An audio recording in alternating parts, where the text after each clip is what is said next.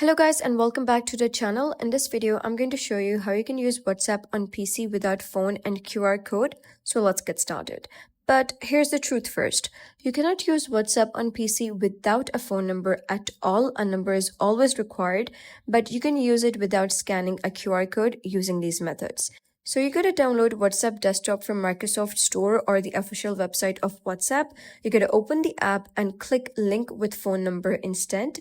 You gotta select your country and enter your phone number, and you'll get a code on the screen in front of you. Enter that code on your device and done. No QR code was needed.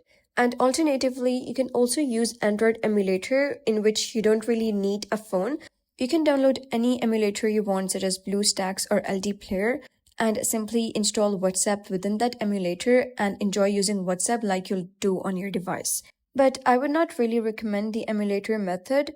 I'll always suggest you to install the official WhatsApp application from the Microsoft Store and use link your phone number instead.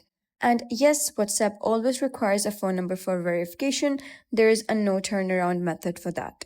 And that's the end of today's video. If you found this video helpful, please consider subscribing and leaving a like. It really helps me out, and I'll see you next time.